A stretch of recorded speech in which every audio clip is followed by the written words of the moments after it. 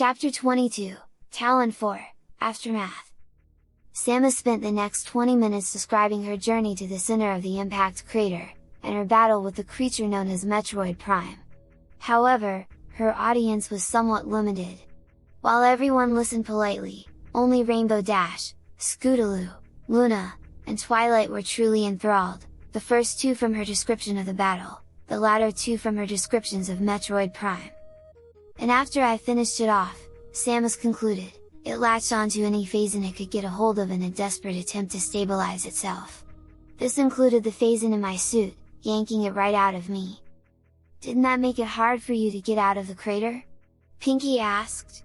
I mean, you said the phase-in suit was what let you handle the radiation from the orange phase-in, and if it stole your phase-in suit. Actually, with Metroid Prime's death, all the phase-in on Tallon 4 vanished, Samus explained. Including the orange phase-in. Of course, that caused the crater to start collapsing, and I had to race my way out. Not exactly the first such narrow escape, Spike teased Samus. Nor the last. Samus chuckled. Okay, yeah, I do have a tendency in my adventures to be escaping at the last minute before the whole place explodes. And what were you doing during that time, Spiky Wiki? Verity asked, looking up at him and fluttering her eyelashes. Spike smiled. Well, I was busy learning something from the Chozo spirits.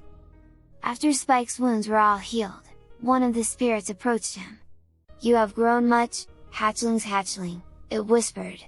Beyond what you expected. Spike's rueful chuckle echoed in the otherwise silent temple. Too big, he replied. I won't be able to fit inside the ship like this. Then perhaps you should be smaller? The ghost offered. If it were that easy, I'd do it, Spike replied. It is easy, the ghost countered. Meditate. I will teach you? Closing his eyes, Spike did as he was bid. The ghost entered his mind as he meditated, guiding him. Deep inside his psyche, he found a wellspring of power. At the center of the spring, a beast rampaged, snarling and roaring, trying to tear its way out. This is the source of your might, one of the ghosts told him. A dragon's fury. The rampaging, elemental essence of the conquering predator, the primal drake. Strip away your kindness, your gentle nature, your civilized mind, another continued, and this is what's left. The feral core of your essence. Your body grew faster than your mind could control, a third ghost explained.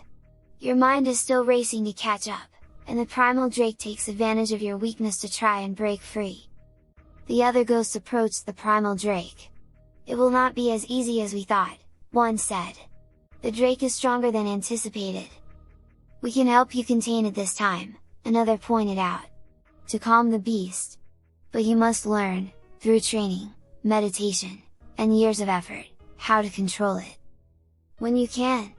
A final spirit began. When you can, then your physical size will bend to your will. Spike watched as the ghost surrounded the beast, stroking it, soothing it, causing it to withdraw sluggishly into the pool. When Spike withdrew from his meditation, he found he was smaller. He was now about horse-sized, as opposed to between bear and elephant-sized. He was about twice as long as Samus was tall, but most of that was neck and tail. At the shoulders, he wasn't any wider than Samus' suit pauldrons. While he was still quite large, he was somewhat more slimly built, making him just the right size to enter the ship if he kept his wings folded flat to his back. Right about then, Samus came up through the portal. She blinked at the smaller Spike. Could you please stop changing? She demanded in exasperation. Just for, 5 minutes? I just got used to you. Gales of laughter greeted that part of the story. Did you really say that? Celestia gasped through her chuckles. Samus shrugged, chuckling a bit herself. I don't recall if I used those exact words, but it was getting a bit frustrating. It was like he changed shape every time I turned around. I was half afraid I was going to wake up on the way home to learn he'd turned into a Metroid. Spike chuckled a bit. Funny you should say that. He smirked at her, his eyes at the spikes on the arm of her suit. Spoilers, Spike, Samus countered. Besides, you should talk, considering what we learned at Ceres Science Station." "Ceres?" Twilight asked curiously. "It was a science station, relatively new at the time," Samus explained. "It was where I took Spike when he was younger for checkups and the like, since he was a brand new species as far as the galaxy knew. I made a deal with the scientists there. In exchange for forwarding them all the information I collected from my own observations of Spike's growth and behavior and coming only to them for any checkups and letting them publish the findings, they agreed to pay for his food and housing aboard my ship. They regretted that deal when they realized that meant paying to refit the ship to comfortably house Mom and a fully grown dragon," Spike joked.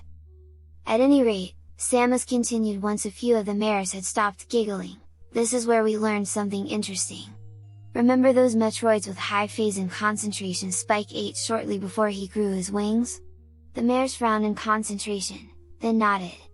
"Well, it turned out that it had resulted in the wing metamorphosis incorporating Metroidal DNA into the portions of his genetic code that hadn't become active yet."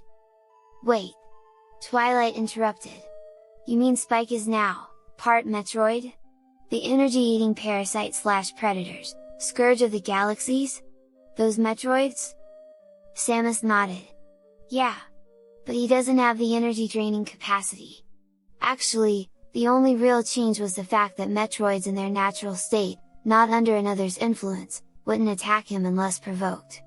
Well, that and a certain immunity that we didn't discover until later. But I think that's enough story for today," Spike pointed out as he yawned. "I need to rest. It's getting late." He glanced out the window, blinking as he saw the sun still high in the sky. "At least, I thought it was getting late." "Oops," Celestia replied, blushing. "I lost track of time. Let me get that!" Igniting her magic, she slowly lowered the sun beyond the horizon. Luna chuckled at her sister's discomfiture, raising the moon to where it belonged while pretending she hadn't gotten just as lost in the story. "More story tomorrow?" Apple Bloom asked hopefully as she yawned.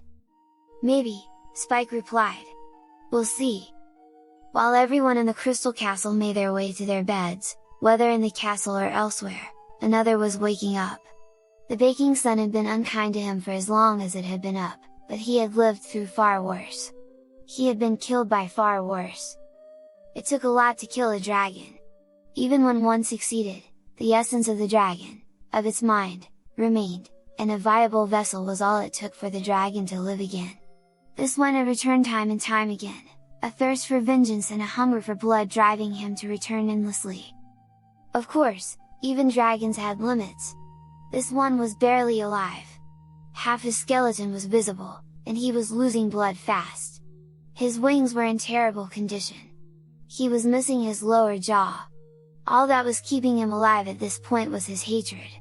But he was in Equestria now, and there, hatred was all one needed.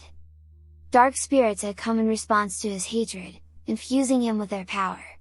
This would be the last time he rose as himself, as the power they gave him ate away at his essence. But if he achieved his goals, it would be enough. 3 native dragons walked by, and he saw his chance. Lunging forward, he seized the purple and brown ones by their throat. The red one staggered back in fear as his companions screamed in agony. The magic did its work. Flesh and scales ripped away from the 2 captured dragons, they and their essence being absorbed into the wounded dragon as it used them to replenish its wasted body. "Wow, what are you?" the red dragon demanded as he watched his companions be reduced to skeletons, and then to dust.